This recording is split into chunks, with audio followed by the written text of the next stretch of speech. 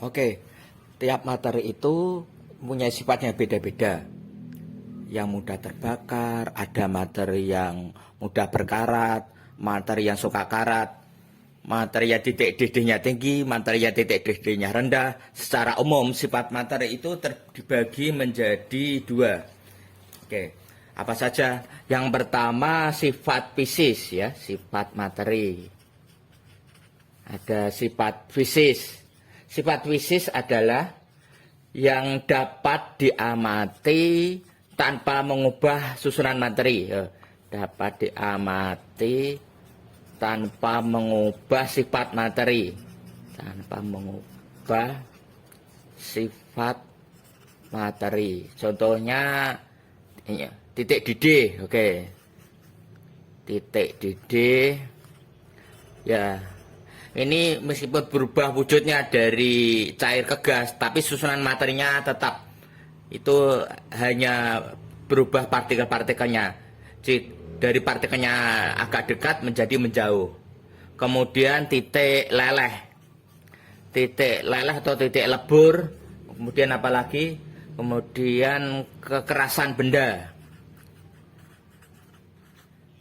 Jadi ada ya benda yang keras, ada ya benda yang lunak. Itu kita bisa lihat tanpa mengubah materi tersebut. Kemudian apalagi massa jenis. Massa jenis itu bisa kita amati tanpa mengubah sifat materi tersebut. Kemudian kelarutan. Ini kelarutan, misalnya ada air, kemudian ada larutan zat A, zat B. Ketika dilarutkan dalam air, ada yang mudah larut, ada yang susah larut.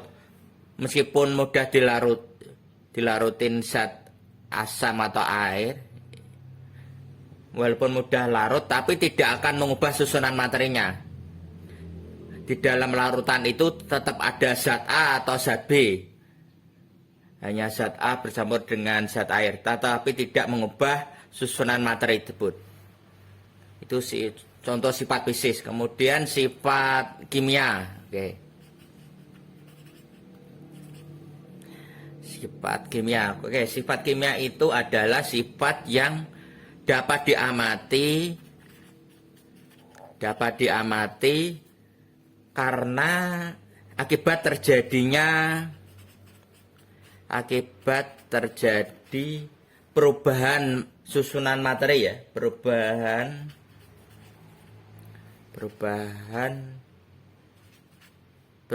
suatu materi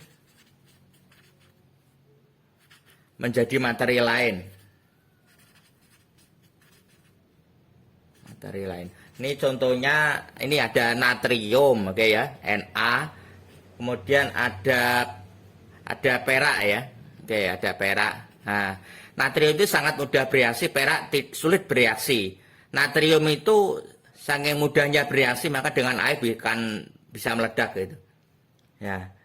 Jadi reaktifan dari natrium itu lebih tinggi daripada perak. Yang ini ya. Ini contohnya tadi. Oh, ini ya contohnya tadi kereaktifan. Oke, kereaktifan. Terus lagi mudah sukar terbakar ya. Mudah atau sukar terbakar. Oke, jadi ada ya benda yang mudah terbakar, ada ya benda sulit terbakar. Itu sifat kimia. Kemudian apalagi mudah atau sukarnya suatu zat mengalami korosi gitu ya. Seperti besi itu mudah korosi, aluminium, emas sulit untuk korosi. Kemudian besi itu kalau korosi itu berarti menghasilkan materi baru, materi karat. Materinya berbeda dengan materi awalnya.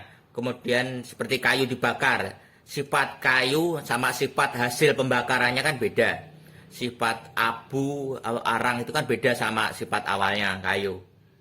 Itu perubahan sifat dari suatu materi secara kimia.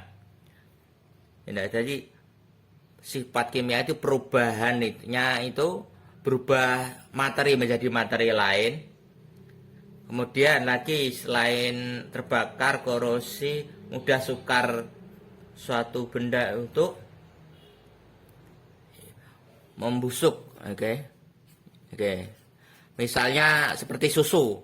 Susu itu membusuk kan beda sama susu awalnya. Susunya kan terasa asam kan ya, lain. Jadi susu itu berubah materinya. Berubah menjadi asam asetat atau asam laktat seperti itu. Itu merupakan perubahan sifat kimia ya, dapat diamati akibat terjadi perubahan suatu materi menjadi materi lain. Beda sama sifat fisik, dapat diamati tapi tanpa mengubah sifat materi. Oke. Dalam sifat kimia berubah. Sifat yang berhubungan dengan pembentukan materi baru menjadi materi lainnya.